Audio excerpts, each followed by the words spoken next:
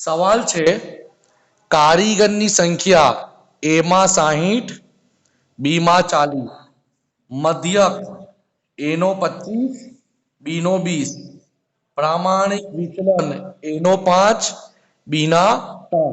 अब सवाल शू है आ माहिती परथी मिश्र प्रामाणिक विचलन शोधो। मिश्र प्रामाणिक विचलन शोधो।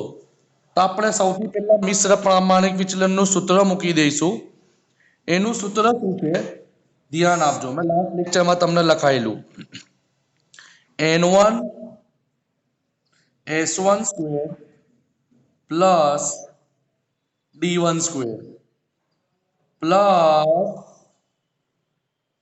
n2 s2 નો સ્ક્વેર વર્ગ પ્લસ d2 નો વર્ગ divide by n1 plus n2। તો આપણી પાસે n અવેલેબલ છે, આને કહેવાય n1, આને કહેવાય n2, આને કહેવાય x બાર 1, આને કહેવાય x બાર 2, प्रामाणिक विचलन आने कहेवाय S1, आने कहेवाय S2।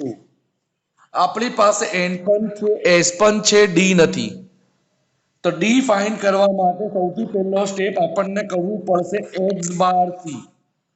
શું કરવું પડશે x bar c। Chapter number 3 માં વાંચેલું સૂત્ર શું છે, ફોર્મ્યુલા શું છે n1 x bar 1 plus n2 x bar 2 divide by n1 plus n2, n1 plus n2। હવે આપણે આ બધી રકમ ફોર્મ્યુલામાં મૂકી દઈશું। n1 કેટલું છે 60, x bar 1 કેટલું છે 25 પ્લસ n2 કેટલું છે 40, x bar 2 કેટલું છે 20 डिवाइड बाय छेद में n1 60 n2 40। હવે આ બંનેને આપણે ગુણાકાર કરીશું, મલ્ટીપ્લાય કરીશું 1500। આ બંનેનું કરીશું 40 multiply by 20 800 divide by 100 1500 plus 800 divide by 100। तो આપણને મળ્યું x bar c 23। Clear, x bar c is equal to 23। પરંતુ આપણને x બાર નહીં જોઈએ, આપણને જોઈએ d1 અને d2। તો આ કેવી રીતે ફાઇન્ડ કરીશું ધ્યાન આપો। d1 is equal two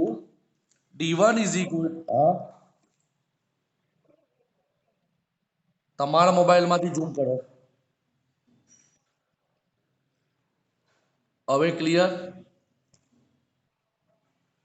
d1 is equal to x bar c minus x bar 1, આ યાદ રાખવું પડશે તમને। અને d2 is equal to x bar c minus x bar 2। તો x bar c આપણું કેટલું છે 23, x bar 1 કેટલું છે 25, 23 minus 25 કેટલું થયું तो d1 आयु -2, પણ આપણને શું જોઈએ d1 નું સ્ક્વેર। તો d1 નો વર્ગ સ્ક્વેર કરીશું તો શું આવશે -2 નું વર્ગ 4। આવી જ રીતે d2 કરીશું, x બાર c કેટલું છે 23, x બાર 2 કેટલું છે 20। તો આપણને d2 કેટલું મળી ગયું 3। પણ આપણને ફોર્મ્યુલામાં શું જોઈએ d2 નો વર્ગ।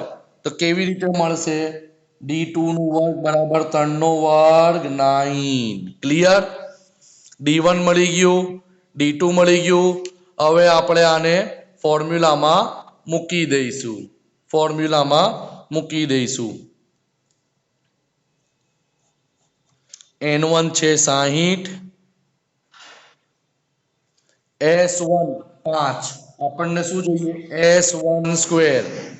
તો 5 નો સ્ક્વેર કેટલું થશે 25 જો પ્રામાણિક વિચલન એટલે s આ 1 છે આ 2 છે પરંતુ ફોર્મ્યુલા શું કે છે s1 નો વર્ગ તો 5 નો વર્ગ 25 પ્લસ d1 સ્ક્વેર આપણે ફાઇન્ડ કરેલું છે 4 વત્તા પ્લસ n2 કેટલું છે 40 બ્રેકેટમાં s2 નો વર્ગ s2 3 છે તો s2 નો સ્ક્વેર કેટલું થશે 9 વત્તા d2 નો વર્ગ તો d2 નો વર્ગ કેટલું છે 9 ડિવાઈડ બાય n1 વત્તા પ્લસ n2 હવે સોલ્વ કેવી રીતે કરવાનું ધ્યાન આપજો 60 મલ્ટીપ્લાય બાય 25 પ્લસ 4 29 વત્તા પ્લસ 40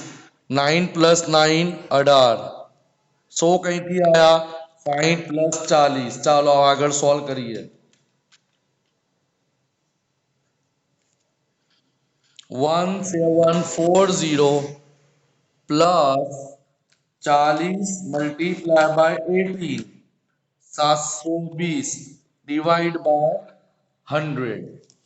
બાય 100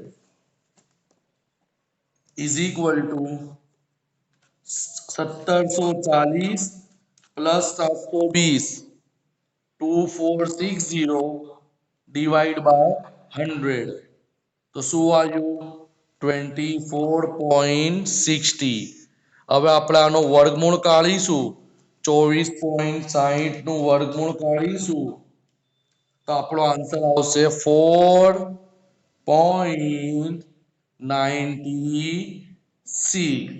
આ આપણું થઈ ગયું મિશ્ર પ્રામાણિક વિચલન કમ્બાઇન્ડ સ્ટાન્ડર્ડ ડેવિએશન ક્લિયર ખબર પડી બધાને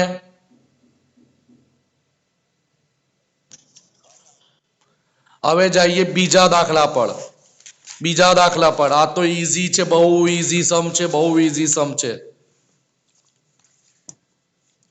સવાલ છે x is equal to 1 2 3 4 5 f is equal to 2 3 3 1 1 સવાલ છે x પ્લસ માઇનસ s શોધો આનો મતલબ તમને x બાર પણ શોધવાનું છે અને s એટલે પ્રામાણિક વિચલન પણ શોધવાનું છે તો ચાલો આપણે દાખલો કરીએ રિવિઝન થઈ જશે તમારું x is equal to 1 2 3 4 5 f is equal to 2 3 3 1 1 clear તો સૌથી પહેલા શું આવશે x બાર માટે ફોર્મ્યુલા સૂત્ર શું થશે સિગ્મા fi xi ના છેદમાં n તો અહીંયા આપણે શું કરીશું fi xi 2 3 દુ 6 3 ગુણ્યા 3 9 4 ગુણ્યા 1 4 5 ગુણ્યા 1 5 ને જે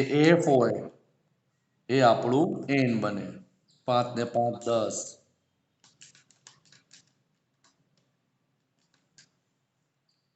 26 ડિવાઈડ બાય 10 2.6 આ તો આપણે કરેલું જ છે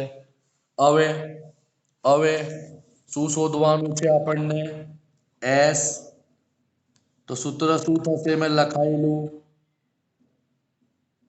sigma fi xi square divide by n minus sigma fi xi upon n કૌંસની બહાર સ્ક્વેર તો સૌથી પહેલા આપણને શું કરવું પડશે અહીંયા fi xi સ્ક્વેર સર આ કેવી રીતે શોધવાનું રિપીટ કરું છું જોઈ લો fi xi ગુણ્યા xi fi xi ગુણ્યા xi fi xi ગુણ્યા xi 2 ગુણ્યા 1 2 6 દુ 12 9 તરી 27 4 ચોક 16 5 પંજા 25 ચાલો આપણે સરવાળો મારીએ 25 પ્લસ 16 પ્લસ 27 વત્તા 12 વત્તા 2 શું આવશે 82 શું આવશે 82 હવે સૂત્રમાં મૂકી દઈશું 82/10 માઇનસ સિગ્મા FIXI, તો સિગ્મા FIXI કેટલું છે? 26/10 કૌંસની બહાર સ્ક્વેર 8.2.